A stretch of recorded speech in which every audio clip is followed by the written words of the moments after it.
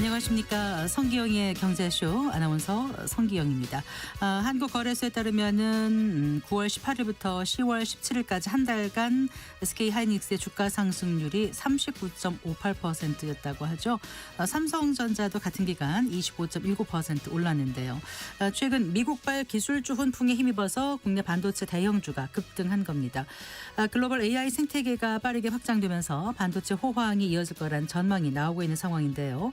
이 AI 호황에 올라탄 반도체 사이클에 대해서 전망해보고 천장 뚫은 반도체 투톱 삼성전자와 SK하이닉스 상승세가 언제까지 이어질지 자세히 알아보겠습니다. 한미 무역협상 타결이 임박했다는 소식이 들리고 있습니다. 미중 관세 갈등 해소와 한미 무역협상 타결이 국내 증시에 어떤 영향을 줄지 주간 증시 전망에서 자세히 짚어보겠습니다. 이 시간 유튜브로도 함께합니다.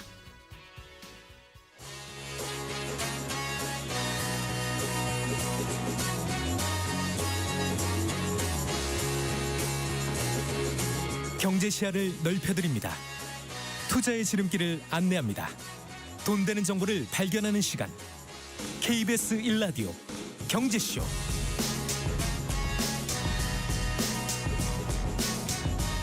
먼저 오늘의 주요 뉴스 정리해드리겠습니다. 경제뉴스 브리핑 손석우 경제평론가와 함께합니다. 어서 나오십시오. 안녕하세요. 안녕하세요. 네, 코스피가 네. 3,800선 돌파하면서 마감했습니다. 예. 너무 무섭게 오르니까 어떤 분들은 겁난다 그렇게 얘기하시는 방송 전에 분들이. 그런 얘기 잠깐 네. 나눴잖아요. 네. 요즘 진짜 주식시장이 매일이 신기록 행진이거든요. 오늘 결국 또 3,800선 넘어서면서 또 하나 이정표를 세웠습니다. 네. 코스피가 오늘 1.76% 상승한 3,814.69. 코스닥은 오늘 상승률이 더 좋았는데요. 1.89% 오르면서 875.77의 거래를 마쳤습니다. 네. 사실 장 초반에는 좀 차익 실현 물량이 나오면서 혼조세를 나타내기도 했거든요. 그랬죠. 근데 역시 시장에는 지금 매수 심리가 훨씬 강하다는 게 다시 한번 증명이 됐습니다. 금방 상승으로 전환해서 상승폭을 키워나가는 흐름이었습니다. 네. 오늘 매수 주체는 기관이었는데요. 오늘 증시 상승의 동력을 좀 꼽아보자면 네. 일단 무역 협상의 전반적인 분위기가 좋아졌다라는 거 여기에 있습니다. 일단 도널드 트럼프 미국 대통령이 미중 무역 협상과 관련해서 에이펙 정상회의 때 시진핑 중국 국가주석을 만날 것이다라는 점을 다시 한번 네. 재확인을 했고 또한 대중관세 100%에 대해서도 결국 지속 불가능하다. 이런 이야기를 했거든요. 이건 결국 미중 간 무역 긴장의 완화로 해석이 되면서 투자 심리를 자극한 부분이 있고요. 아울러서 우리나라와 미국의 관세 협상 역시 주말 사이에 이제 그 협상단이 귀국을 하면서 협상 과정에 대해서 대부분의 쟁점에서 실질적인 진전이 있었다. 네. 이렇게 밝힌 것도 역시 청신호로 작용을 했습니다. 오늘 시총 상위주들 전반적으로 다 고루 올랐습니다. 하지만 SK하이닉스가 오늘 4.3% 올라 또 급등세 이어가면서 전체 지수 상승을 견인했다 이렇게 볼 수 있겠고요. 말씀드린 대로 오늘 다양한 섹터들이 오르긴 했는데 지금 역대급의 강세장이 이어지고 있지 않습니까? 네. 역시 증시 활성화에 대한 기대가 커지니까 오늘 증권주가 급등세를 보이기도 했습니다. 네.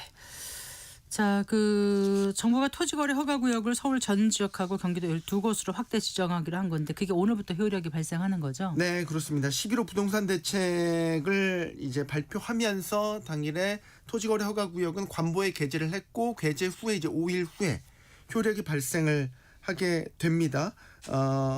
일단 그 조정 대상 지역 투기 과열지구 같은 경우는 16일부터 시행이 됐고요. 이제 오늘부터 토지거래 허가제까지 네. 효력이 발생을 하니까 3중 규제가 이제 촘촘하게 시행이 되는 거죠. 참고로 오늘 시행된 이제 토지거래 허가제의 경우에는 실거주 요건 2년이 부여가 되기 때문에 네. 이것 때문에 이제 전세를 낀 매매 갭 투자가 불가능해지는 거죠. 네. 그래서 지금 투기과열지구 조정대상 지역 토어제까지 이렇게 3중으로 시행되면서 시장에서는 뭐 이제 대출 제한, 갭 투자까지 불가능해졌기 때문에 한동안 거래 비축이 불가피할 것이다 이런 예상이 나오고 있고요. 실제 부동산 중개업소의 경우에는 뭐 매수 문의가 오늘 같은 경우 뚝 끊겨서 한산한 분위기다. 네. 이런 보도도 나오고 네, 있습니다. 오늘은 뚝 끊겼다고 하셨는데 어제까지는 또 뭐 네. 또 굉장히 국세통을 뜨겁죠. 잃은 곳이 꽤 있었다면서요? 네, 그렇습니다. 일단 국토교통부 실거래가 공개 시스템에 신고된 그 서울에서 그 아파트 거래 건수를 보니까 네. 15일부터 19일까지 거래 건수가 일단 450건이 넘었고, 이게 이제 실거래는 나중에 신고를 하시는 분들도 이제 계속 나오기 때문에 훨씬 더 아마 거래량은 늘어날 것으로 예상이 됩니다. 일단 이런 이유는 20일에 토어제 시행되기 전에 갭 투자를 해보려는 사람들이 아마 몰렸기 때문으로 해석이 됩니다. 네. 뭐 워낙 시간이 좀 촉박했지 않습니까? 거의 5일 정도밖에 시간이 없었기 때문에 토어제 시행하기 전에 빨리 매매를 해야겠다라고 판단하신 분들은 사실 굉장히 부동산 중개업소에 매물 문의도 잇따라 나왔고요. 네. 또 그러다 보니까 뭐 매물 제대로 보지도 않고 일단 매매 계약부터 체결하는 뭐 이런 분들도 나왔다고 하고요. 네. 아무래도 이렇게 수요가 단기간에 몰리게 되면 가격에도 프리미엄도 붙습니다. 그러니까 이제 최고가 거래도 잇따라 나오기도 했었고요. 네. 이런 상황을 두고 일각에서는 정부가 연 갭 투자 5일장에 섰다. 뭐 이런 식의 이제 빗댄 표현들도 나오고 있더라고요. 그만큼 어제까지 주말까지 중개업소가 북새통을 잃었다고 하고요. 이게 이제 서울 수도권의 이제 수요가, 주택을 사려는 수요가 다시 한번 강하다라는 게 확인이 된 거잖아요. 앞서 기억하시기엔 잠깐 서울시가 토어제를 해제했었을 때 네. 그때 막 거래가 폭증했지 않습니까? 맞습니다. 그 지역이. 그리고 627 대출 규제도 워낙 강력한 대출 규제라고는 했지만 뭐 일정 기간 시간이 지난 뒤에 또 거래가 서서히 살아나는 이런 움직임을 보였고요. 그러니까 반복돼서 지금 확인되고 있는 게 결국 서울 수도권의 주택을 매수하려는 수요가 너무나 많기 때문에 11호 부동산 대책도 과연 이런 투기 수요, 매매 수요를 얼마나 억누를 수 있을 것인가 의문을 제기하는 시각도 있습니다. 네. 자, 그런데 그 구윤철 경제부총리가 보유세를 강화하겠다는 점을 시사하는 그런 언급을 했습니다. 네, 그렇습니다. 구윤철 경제부총리가 사실 이제 미국 워싱턴 D.C.에 가서 연 기자회견에서 이제 이런 방침을 밝힌 거예요. 부동산 보유세 강화 필요성을 강조를 한 거죠. 사실 이제 11호 부동산 대책에서 정부가 이미 부동산 세제를 합리화하겠다 이런 차원에서 보유세와 거래세를 조정하겠다는 계획을 포함시켰지 않습니까? 네. 어떻게 보면 더 구체화된 이야기가 경제수장의 입을 통해서 나온 것이죠. 구 부총리가 한 이야기는 이렇습니다.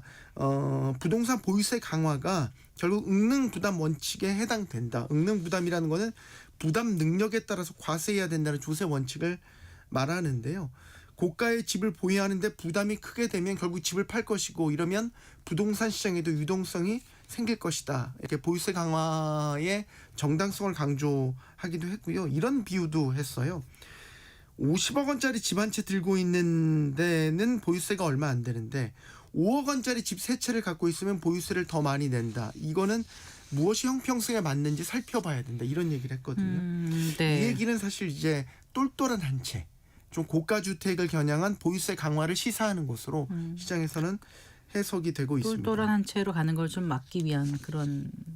사실 이제 앞선 정부에서 보유세를 강화했지만 예를 들어서 앞선 정부에선 다주택자에 대한 보유세 같은 것들이 대폭 강화가 됐지 않습니까? 네. 그러니까 시장 수요가 사실 다주택자에서 벗어나서 고가의 주택 똘똘한 한 채로 이제 수요가 옮겨갔고, 지금 이재명 정부 구윤철 부총리의 말을 빌려보자면 이런 똘똘한 한 채, 비싼 고가 주택에 대해서 보유세를 강화하는 게 전반적으로 지금 세제 개편의 방향 중에 하나다라는 걸 저희 알 수가 있는 것이죠. 네. 다만 이제 과거 정부와 조금 다른 점은 보유세는 강화하면서도 동시에 거래세를 낮춰서 거래 활성화를 유도하겠다는 점 좀 차별점으로 보입니다. 그런 언급이 나왔습니까? 네, 구체적으로? 그렇습니다. 그렇기 때문에 이제 이건 앞으로 이제 구체화되면 더욱 알 수 있는 대목이지만 과거 정부와 좀 차별점을 두는 포인트로 해석을 해볼 수 있겠습니다.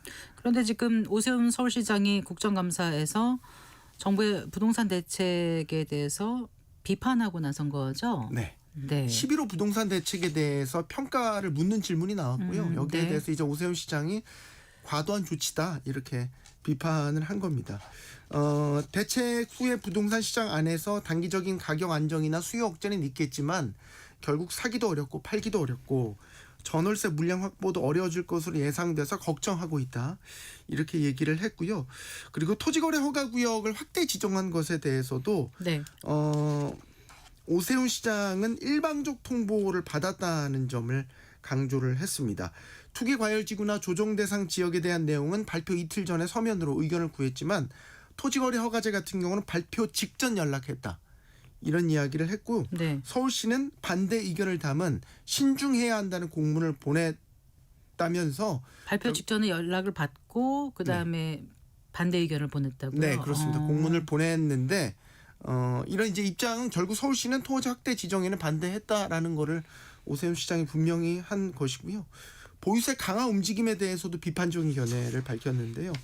보유세를 높이게 되면 주택 가격이 상승하는 효과가 생길 수 있다. 오히려 역효과가 생길 수 있다라고 이야기를 했고 이런 부분들은 결국 또 다른 부작용을 우려하면서 정부의 어떤 지금 부동산 대책의 방향과는 확실히 대립각을 세우는 모습으로 볼 수 있겠죠. 그리고 이창용 한국은행 총재가 오늘 국회 기획재정위원회 국감에 출석했지 않습니까? 네, 거기서 또 부동산 시장에 대한 얘기를 네. 했어요. 지금 뭐 시기가 시기인 만큼 그런 질문들이 계속해서 국감에서도 나오고 있더라고요.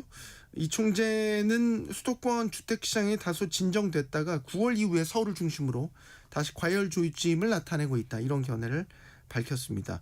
이제 주택시장 과열 양상의 확산세가 뚜렷해질 경우에는 주택 구입을 위한 대출 수요가 시차를 두고 영향을 미치면서 가계대출 증가세가 크게 확대될 가능성도 배제하기 어려운 상황이다. 이런 네. 설명도 내놨습니다. 이건 사실 이제 가계대출의 위험성을 경고를 한 것으로 볼 수 있겠죠. 11호 부동산 대책에 대해서도 평가를 묻는 질문이 나왔어요. 네. 여기에 대해서는 지금은 부동산 가격이 차지하는 소득 대비 비율이나 수도권 집중 등 이런 현상에는 변화를 가져와야 되는데 모든 사람을 만족시키기는 어려울 것 같다. 이런 평가를 내렸고요. 네네. 한국은행이 유동성을 늘림으로써 부동산 가격에 불을 지피는 역할을 하는 건 아니라고 생각한다. 이런 말을 하기도 했습니다. 저는 사실 이제 뒷부분이 더 중요하다고 생각은 하는데 한국은행이 유동성을 늘려서 부동산 가격을 자극하지는 않겠다. 이런 의지인 거죠.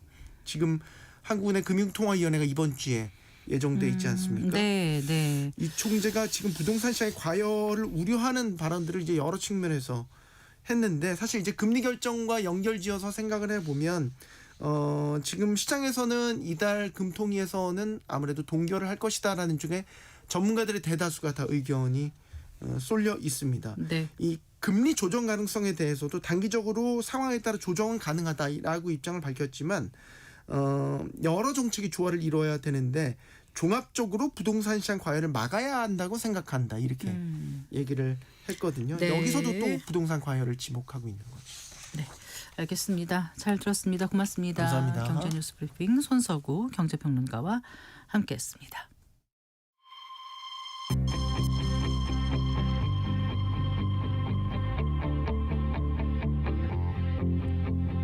경제 전문가의 원포인트 레슨. 꼭 알아야 할 정보와 이슈를 알기 쉽게 풀어드립니다. 대한민국 경제 고수와 함께 투자의 맥을 짚는 KBS 1라디오 경제쇼. 진행의 성기영 아나운서입니다.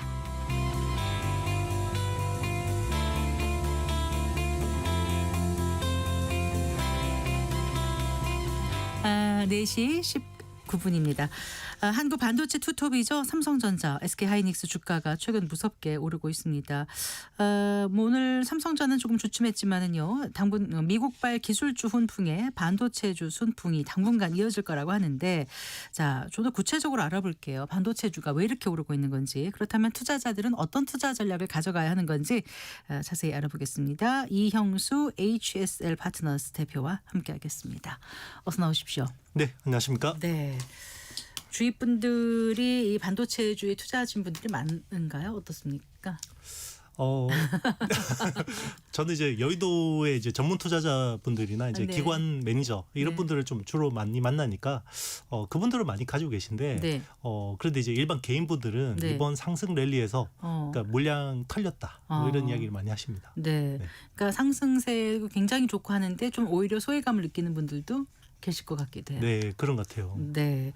자, 지금 반도체 시장이 굉장히 좋은 것 같은데요. 올 초만 해도 이랬으니까 아니잖아요. 어땠었죠? 정확하게. 네, 이게 원래 AI용 반도체 수요는 계속 좋았었어요. 네. 그러니까 이제 우리 엔비디아 GPU라고 하고요. 네. 거기 엔비디아 GPU에 들어가는 HBM이라는 하이 밴드위스 메모리. 그러니까 이제 DRAM을 아파트처럼 수직으로 위로 쌓아서 쌓는 고대역폭 메모리. 맞습니다. 네. 그 시장은 계속 좋았어요. 네. 근데 이제 최근에 왜 이렇게 반도체가 전반적으로 좋아졌냐면 그러니까요. 그동안에는 AI 수요는 좋았는데 이제 우리 일반 범용 수요 있잖아요. 그러니까 범용이라고 그러면 기존의 DRAM, 네. 뭐 우리 DDR5나 네. LPDDR5 네. 그리고 이제 낸드 플래시 네. 같은 이런 쪽은 별로 수요가 별로 좋지는 않았었습니다.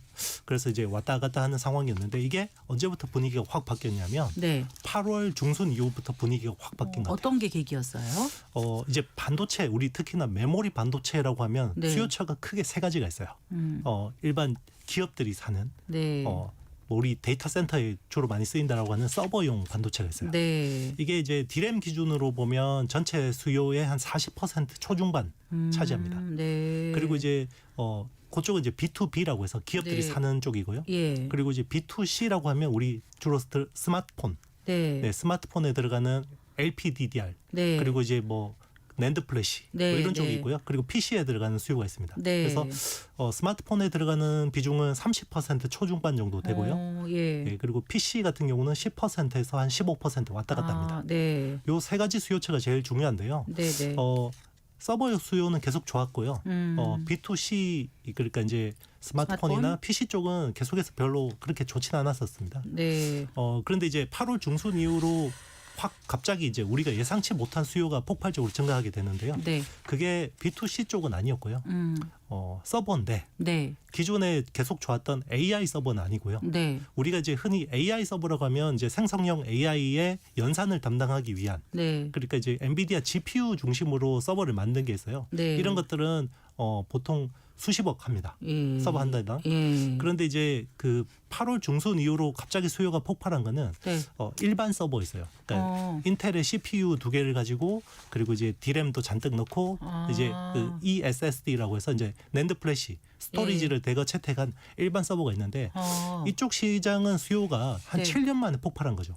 아, 그렇군요. 그러니까 한 번 수요가 있어서 쫙 교체를 하거나 뭔가 이제 갖춰놓고 나면 쭉 쓰다가 바꿀 때가 되는 건가요? 어떤 거예요, 이런 맞습니다. 정확한 말씀인데요. 네. 우리가 이제 2016년에서 18년 그때 메모리 사이클이 엄청 좋았습니다.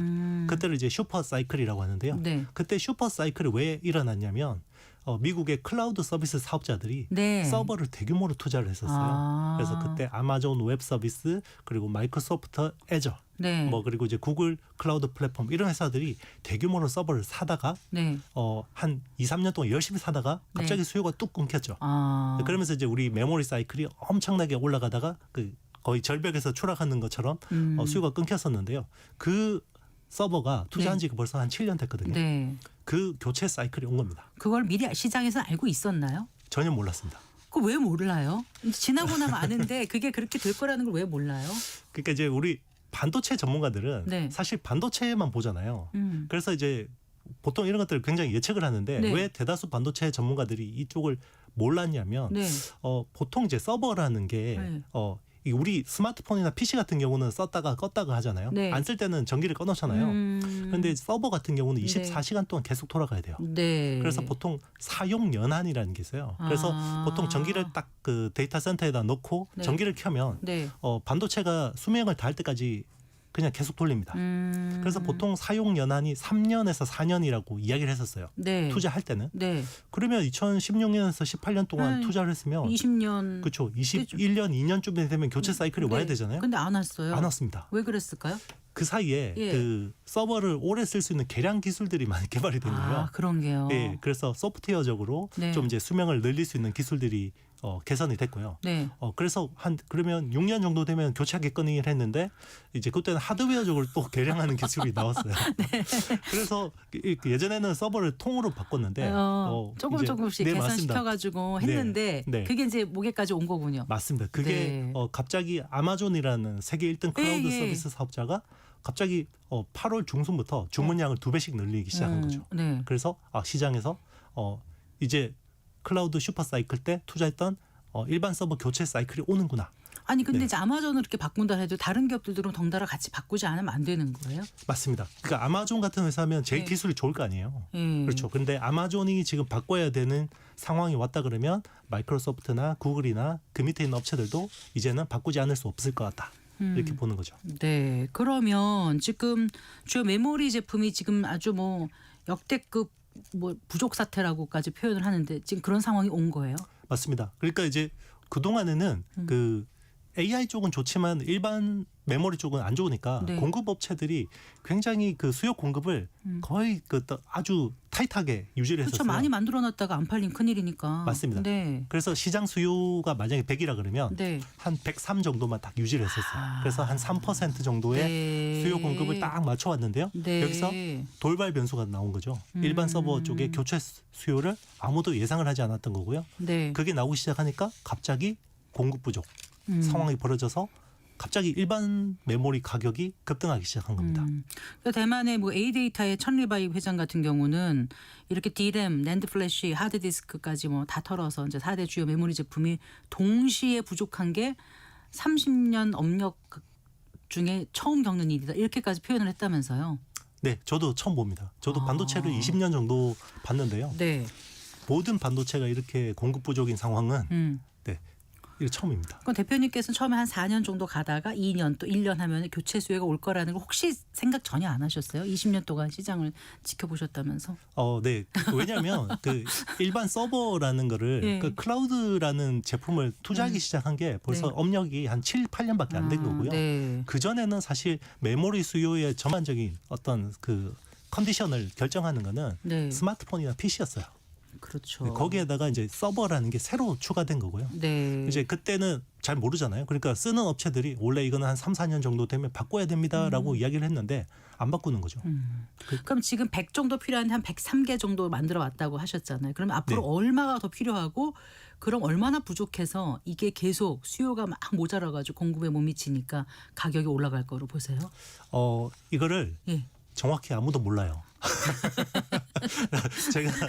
제가 책임감 없는 전문가라서 그런 게 아니라요. 무슨 말씀을요? 네. 네네. 왜 그러냐면 이게 B2C 같은 경우는 네. 전 세계 스마트폰이 연간으로 수요가 얼마다. 어. 그래서 뭐 미주나 아시아나 유럽 쪽에서 어느 정도 수요가 있고 네. 공급이 어느 정도 된다 이런 예상이 가능해요. 네. 그래서 뭐 스마트폰 같은 경우는 연간 12억 대, 네. 뭐 PC 같은 경우는 뭐 1억 5천만 대 네. 예상이 되죠. 네. 그런데 이 서버 같은 경우는 미국의 빅테크들이 사는 거예요. 근데 미국의 빅테크 업체들도 네. 자기들이 얼마나 필요한지 몰라요. 모른다고 하는 거는 네. 주식 시장에서는 상상력을 증폭시키는 거잖아요. 저게 어디까지 부족한 거지? 그러니까 그게 만약에 계산이 되기 시작하면 가격이라는 게 캡이 생깁니다. 네. 상한선이라는 게 생기죠. 근데 지금은 아무도 모르니까 네. 상상력이 계속해서 증폭돼서 기대감이 계속 더해지는 거예요. 네. 그러니까 주가가 급하게 오르는 겁니다. 네. 그 AI 인프라 확대로 인한 구조적인 수요가 장기 호황을 이끄는 국면으로 열렸다 이런 표현을 하거든요. 그럼 이번에 지금 서버가 이렇게 많이 필요하게 된 게 결국 AI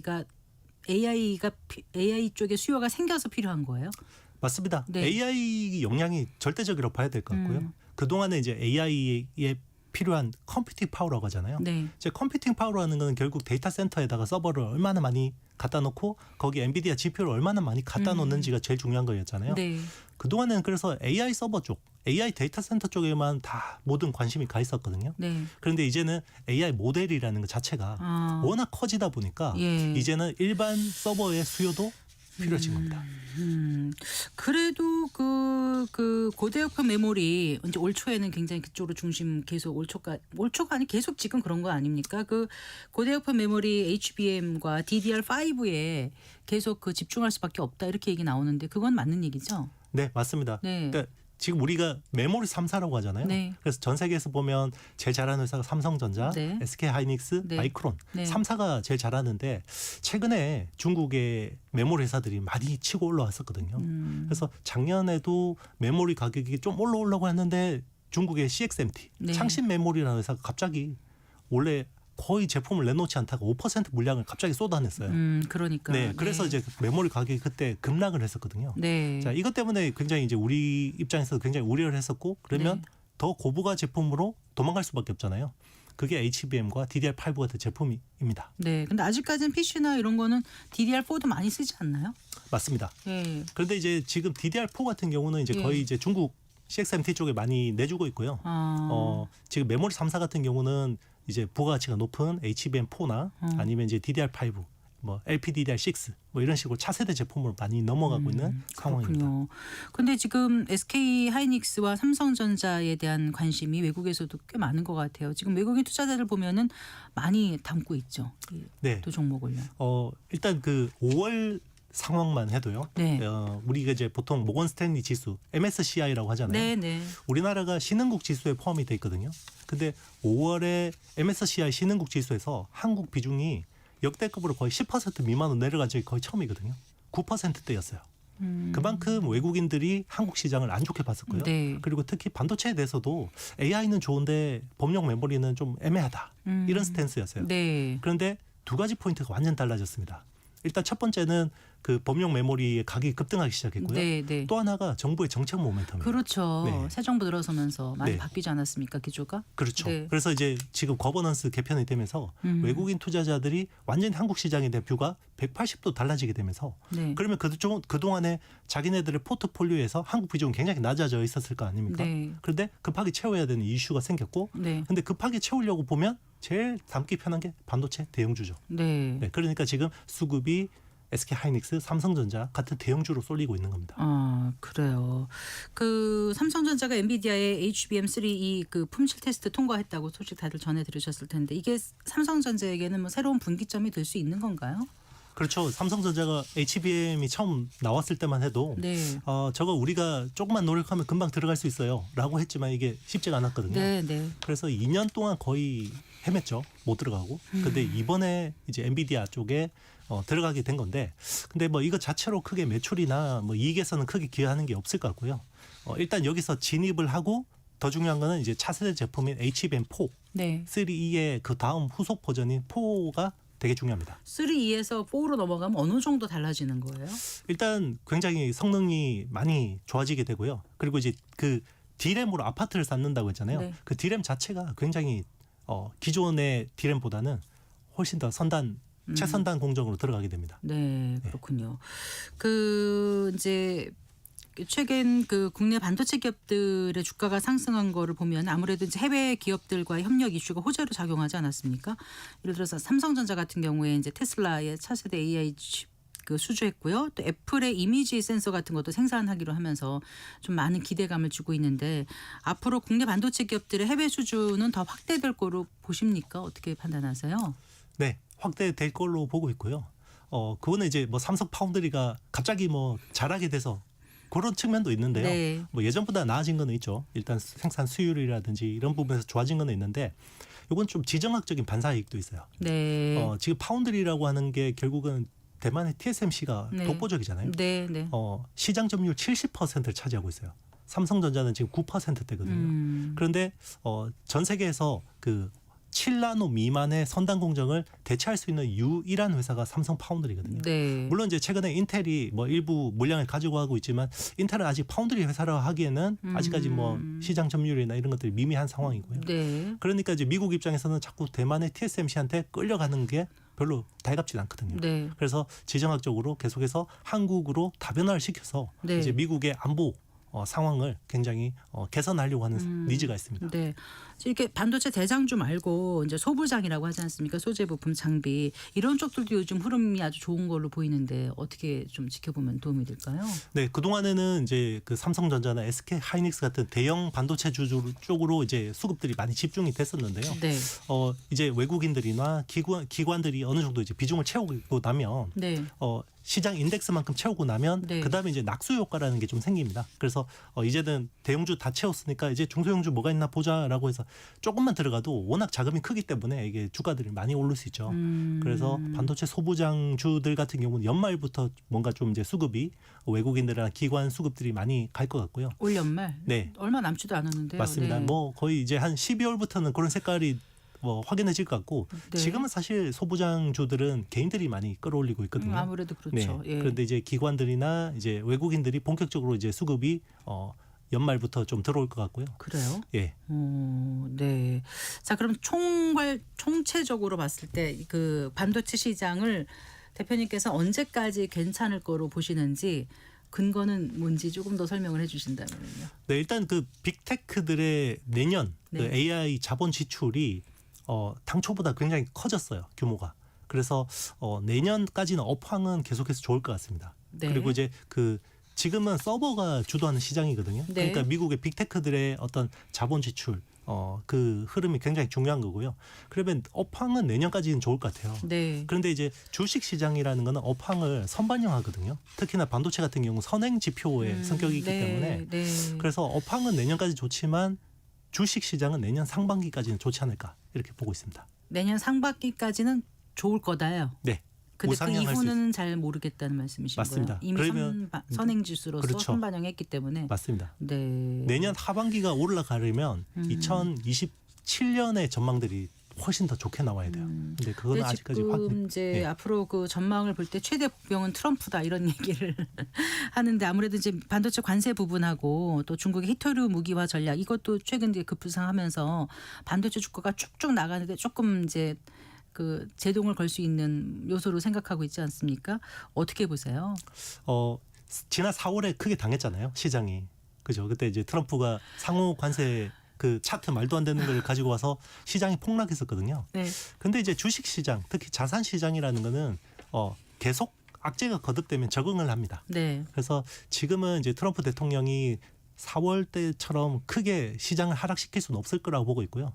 왜 그러냐면 미국 유권자들은 네. 주식 시장에 대해서 굉장히 민감합니다. 네. 그래서 주식이 폭락하면 트럼프 대통령 지지율이 크게 떨어져요. 그러니까 미국인들의 자산 비중이 우리나라처럼 부동산에 편중된 게 아니라 굉장히 주식형 상품이라든가 연금 이런 것도 그쪽으로 많이 돼 있으니까 맞습니다. 민감할 수밖에 없을 것 같아요. 그렇죠. 네. 그래서 이번에 그 보면요. 네. 일단 우리는 뉴스상으로 중국이 히토류 제재를 했다. 그리고 네. 이제 미국이 거기에 대해서 대응해서 100%. 네, 100% 관세를 매긴다고 하잖아요. 네. 근데 그 시행된 시점을 사람들이 잘 안 보죠. 11월 맞습니다. 언제죠? 네. 히토류에 대한 제재는 12월부터고요. 네. 트럼프 대통령이 100% 관세를 부과하겠다고 제시한 날짜가 네. 11월 1일이에요. 그러니까요. 그러면 그게 10월 31일에서 11월 1일까지 경주에서 에이펙. 에이펙 정상회담이 열리죠. 네. 예. 그래서 시장은 이미 시진핑 주석과 트럼프 대통령이 결국 경주에서 정상회담을 앞두고 저거는 기싸움을 하는 거구나. 주도권을 가져가기 위해서 네. 하는 거구나. 이렇게 보고 있는 거예요. 어쨌든 만나니 안 만나니 하다 결국 만나는 거로 오늘 또 재확인된 것 같고요. 네네. 그럼 뭔가 이제 그 에이펙에서는 좌우당 간의 어떤 약간의 그 결론은 나올 것 같고 그렇다면 히토류 무기화 전략. 근데 이 히토류가 반도체에도 중요한 거 아닌가요? 네, 맞습니다. 네. 반도체도 특히나 이제 소재, 네. 이제 케미칼류라든지 부품류에는 알게 모르게 되게 많이 들어가는데요. 네. 그런데 이제 그런 것들이 우리나라 기업들이 뭐 직접적으로 쓰는 것도 적진 않지만 네. 그보다 더 큰 게 이제 일본 업체들이 그 소재 부분을 되게 많이 담당하는데요. 네. 그러니까 일본 소재 업체들이 히토류들을 되게 많이 씁니다. 네. 그러면 일본 소재가 원활하지 않으면 우리 예. 메모리나 이런 쪽에도 영향이 갈 수 있죠. 네. 이제 여기까지 다 들었고요. 이제 청취자분들이 제일 궁금해하시는 거는 지금까지 많이 올라타서 수익을 꽤 보신 분들은 계속 갖고 가야 되느냐 말아야 되느냐 이거고요. 또 이제 소외됐던 분들은 이제라도 내가 들어가도 안전할까? 어느 정도 좀 마진을 볼 수 있을까? 이런 생각들을 하실 것 같아요. 뭐라고 답해 주시겠습니까? 일단 이미 보유하신 분들은 물량 안 뺏기게 잘 간직하셔야 될 것 같고요. 제가 내년 상반기까지는 좋게 보고 있으니까 내년 상반기까지는 끌고 가는 걸 추천드리고요. 네. 지금 신규로 진입하는 건 사실 쉽진 않죠. 왜냐하면 했기 때문에 하이닉스 같은 경우는 9월 대비해서 지금 거의 2배 올랐거든요. 네. 이럴 때는 분할로 2배가 올랐나요? 네, 거의 2배 가까이 올랐습니다. 네. 네. 네. 이럴 때는 분할로 대응하는 게 맞습니다. 그래서 한 번에 대규모로 매수하기보다는요. 네. 이제 뭐 며칠 전에 이렇게 노이즈가 있어서 시장이 빠질 때 그때 그럴 조금 때 조금씩 매수하는 걸 추천드립니다. 상단이 어느 정도까지 열려 있다고 보세요? 상단은 SK하이닉스 지금 목표 주가 삼성전자 목표 주가 계속 상향해서 지금 네, 나오고 있어서 만약에 네. 코스피 지수가 5,000으로 간다 그러면 네. 만약에 지금 이제 대형주 쪽에서 수급이나 이런 것들 요거는 이제 약간 그 수학적으로 돌려보면요 한 20-30% 정도의 업사이드는 있습니다. 아직. 알겠습니다. 네. 잘 들었습니다. 고맙습니다. 네, 감사합니다. 이형수 HSL 파트너스 대표와 얘기 나눠봤습니다.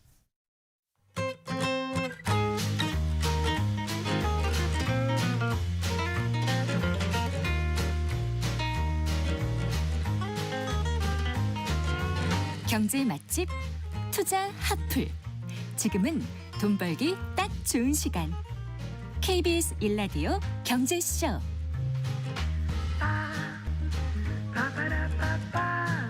한 주간 주식시장 영향을 줄 주요 이슈와 일정 살펴보고 현명한 투자 전략도 짚어보는 주간 증시 동향 순서입니다. 오늘도 LS증권 리테일 사업부의 염승환 이사와 함께하겠습니다. 어서 나오십시오. 네, 안녕하세요. 안녕하세요. 일단 지난주 미국 증시부터 좀 살펴볼까요? 네, 지난주에 이제 미국 증시는 다우, S&P 500, 나스닥 모두 다 이제 강세로 잘 마무리가 됐습니다. 특히 이제 나스닥이 2% 이상 이제 상승하면서 잘 끝났고요. 특히 네. 이제 테슬라가 한 6% 올랐고 이제 월마트가 한 5%, 네. 특히 이제 반도체 기업 이제 마이크론이 한 11% 가까이 급등하면서 역시 좀 미국에서도 반도체가 가장 좋은 모습을 보였고, 특히 이제 지난주에 좀 좋았던 건 미중 갈등 완화 기대감, 이제 에이펙 정상회담이 이제 얼마 안 남았는데 트럼프 대통령이 중국에 대한 100% 추가 관세 이어 현실화되지 않을 거다. 라고 이제 언급한 게 좀 긍정적이었고, 또 미국의 지방은행 대출 부실 문제가 좀 발생해서 좀 변동성이 커졌지만 금요일 날은 그게 큰 악재는 아닌 것 같다라는 이제 분석들이 나오면서 금요일 증시에는 큰 영향을 좀 주진 않았습니다. 그리고 네. 금값이 좀 이제 크게 올랐는데 금요일은 이제 미국의 지방은행 리스크 크지 않다는 분석이 나오면서 상승에 좀 제동이 걸린 것도 좀 특징적인 부분이었던 것 같습니다. 네. 그 방금 전에 말씀하신 지방은행 어느 은행이죠? 그러니까 이제 자이언스 뱅크랑 네. 예, 그다음에 웨스트 이제 이 얼라이언스라고 하는데 네. 여기가 이제 미국의 이제 지역은행이에요. 근데 여기가 이제 사기 대출이 좀 있었나 봐요. 예. 그러니까 차입자가 이제 좀 그 약간 뭔가 좀 문제가 있었던 것 같은데 네. 그거를 이제 이번에 그 대출을 이제 신고를 했고 네. 그거를 이제 그 상각 처리, 그러니까 손실 처리를 좀 했거든요. 음. 근데 이게 이제 JP 모건의 제이민 다이먼 이제 회장은 이 부실 대출을 한마디로 이제 바퀴벌레라고 표현을 한 거죠. 바퀴벌레가 한 마리만 있겠냐. 네. 이게 나왔다는 건 더 있을 수도 있다. 보이는 곳에 한 마리면 안 보이는 곳에 몇 마리다 이런 얘기 하잖아요. 맞아요. 예. 그 얘기를 딱 해버린 거예요. 그래서 이제 우려가 좀 증폭된데 정작 좀 JP 모건도 좀 이슈가 좀 있긴 있었어요. JP 모건도 지금 중저소득 그 고객 대상으로 중고차 대출하는 트라이컬러라는 회사가 있는데 여기가 9월에 파산을 했는데 네. 여기에 대출해줬다가 1.7억 달러, 이제 우리나라 돈으로는 한 2천억이 넘죠. 아. 이 돈을 이제 손실로 반영했다라고 예. 이제 발표를 했습니다. 그러니까 이제 이 부분도 지금 계속 좀 증폭되는데 어쨌든 미국은 지금 양극화가 되게 심한 것 같아요. 그러니까 한마디로 뭐 이렇게 소득이 좀 높거나 AI 기업들은 문제가 없는데 이 밑에 있는 또 기업들이나 좀 이제 저소득층은 좀 문제가 생기는 그런 현상들이 좀 나오고 있는데, 근데 이게 이제 확장될 수 있느냐, 좀 시장에서 우려하는 건 그겁니다. 이게 금융위기 가면 어떡하나. 이게 부실이 좀 계속 터져서. 네. 멀리 그리고- 가지 않더라도 2023년인가 맞습니다. 실리콘뱅크 예. 그 파산 뭐 파산을 그때- 했었죠. 예. 예, 근데 일단 이제 그 금요일 날 그렇게 우려가 좀 크진 않았던 이유는 일단 무디스가 이제 신용평가 기관이잖아요. 여기 무디스 애널리스트가 네. 조사를 했대요. 좀 조사를 해보니까 신용에 큰 문제가 있는 것 같지는 않다. 뭐 이것 때문에 어떤 문제가 발생할 증거를 찾지는 없었다. 그러니까 이 바퀴벌레, 이 사기 대출 한 마리가 트렌드를 만들 것 같지는 않다. 아. 이렇게 이제 콕 집어가지고 네. 언급을 해주니까 이거 생각보다 그렇게 우려는 크지 않네, 이런 또 얘기가 있었고, 그러다 보니까 이제 미국 지방은행 주식들이 대부분 또 급등해 버렸어요. 네. 그래서 물론 더 살펴는 봐야 됩니다. 이게 또 나올 수도 있기 때문에 우리가 봐야 되겠지만 현재까지는 미국에서도 이게 뭐 위기로까지 번지지 않을 것 같다, 이런 네. 좀 평가가 지배적인 것 같습니다. 어쨌든 실리콘밸리뱅크 파산 같은 건 아니다라고 네, 지금 맞습니다. 예. 시장에서는 받아들이고 있다는 말씀이시죠. 네, 맞습니다.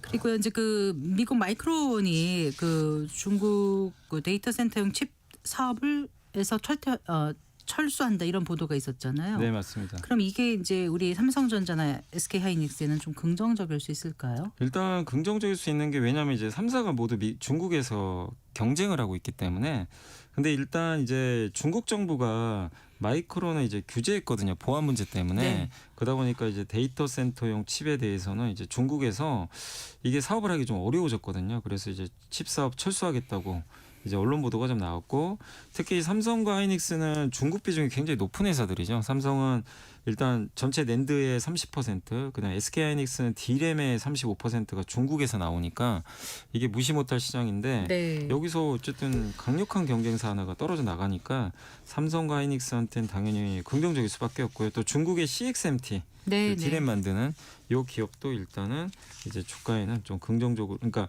그 실적에는 앞으로 좀 긍정적이지 않겠냐라는 좀 그런 분석들이 나오는 것 같습니다. 그래서 물론 뭐 이걸 또 계기로 해서 우리나라 삼성전자 하이닉스에 중국이 규제할 수도 있다는 얘기도 나오지만 아직까지 그 부분은 없고요. 일단 마이크론이 철수가 되면서 그 반사 이익을 좀 한국 기업들이 누리지 않겠냐라는 그런 분석들이 또 이 힘을 좀 얻고 있는 그런 상황인 것 같습니다. 네. 그 한미 무역 협상 그 타결이 좀 임박했다는 느낌들을 좀 받으실 것도 같은데 글쎄요. 그런 소식과 함께 지금 한미 통화 스와프가 체결될 것이다 이런 또 보도도 나오고도 있고요. 자, 그렇다면 한미 통화 스와프가 체결이 되면은 환율이 좀 어떻게 좀 안정을 찾아갈 거라고 보십니까? 네, 뭐 당연히 안정감을 찾을 것 같고 왜냐하면 지금 환율이 지금 달러가 그렇게 강하지 않은데도 우리나라 원화가 너무 약하거든요. 이제 그 이유 중에 하나로 거론되는 게 한미 무역 협상이 안 돼서 혹시 통화 스와프가 체결 안 돼서 이제 투자를 해야 된다면 외환 보유고가 많이 이제 없어질 가능성이 높잖아요. 이제 네. 그 부분이 좀 영향을 좀 주고 있다 보니까 한미 이 통화 협상이 잘 된다면 당연히 환율에는 좀 긍정적이지 않겠냐 이런 내용들이 좀 나오고 있고 특히 통화 수합 아직 체결은 되진 않았지만 지금 나오는 건 원래 이 통화 수합이라는 거는 중앙은행끼리 하거든요. 그래서 이제 연준이 해줘야 돼요. 근데 이제 미국 정부가 그걸 할 수 있는 건 아니고 연준 의장이니까 파월 의장이 결정을 해줘야 되는데 쉽진 않습니다. 우리나라 네. 기축 통화가 아니다 보니까 네. 이 전례가 없거든요. 위기도 아닌 상황이고 그래서 지금 미국에서 나오는 얘기는 아르헨티나처럼 하자. 그러니까 아르헨티나 방식은 뭐냐면 미국 재무부가 직접 하는 거죠. 미국 정부가. 미국 정부도 돈이 따로 있거든요.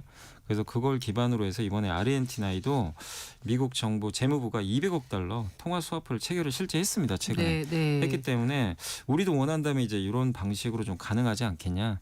그래서 이게 금액이 크진 않는다 하더라도 미국 재무부가 이제 보증을 해서 이렇게 달러를 빌려주는 거죠. 빌려주게 된다면 약간 이제 이런 이제 관세 협상에도 물꼬가 틀 수도 있고 우리가 원하는 것 중에 하나가 일단 투자는 해야 되는데 외환 보유고가 유출되는 게 지금 꺼려지거든요. 가장 문제죠. 예, 네. 한 번에 많이 나가니까 예. 그거를 이제 어느 정도 이렇게 통화 수합을 하면 보존을 해줄 수가 있거든요. 그래서 이런 이제 얘도 나오는데 아직은 뭐 명확하게 결정된 건 아니고요.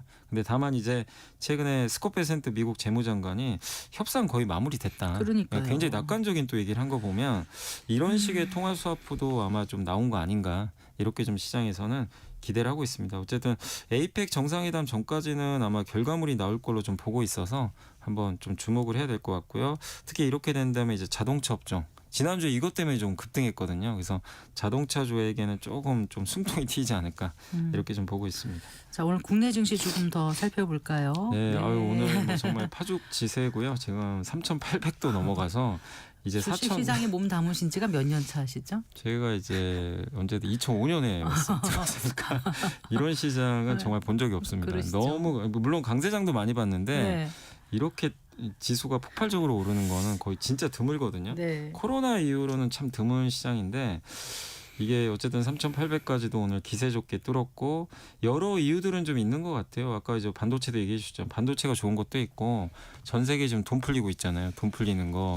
또 AI 좋고 또 정부도 적극적으로 좀 증시 부양하고 있고 사실 그 지난번에 부동산 대책도 사실 이제 부동산 투자하지 말라는 것처럼 느껴졌거든요. 저는 아예 이게 대출을 막아버리니까 그러니까 주식시장 쪽으로 돈을 더 이게 물꼬를 트겠다는 그런 아마 정책 아닌가 싶기도 하고요. 그래서 시장이 계속해서 이런 것들을 좀 반영하면서 네. 어쨌든 좋은데 근데 다만 이게 너무 지금 코스피만 좋아요. 사실 코스피나 그 오늘도 보면 물론 이제 코스닥이 따라가긴 했는데 네.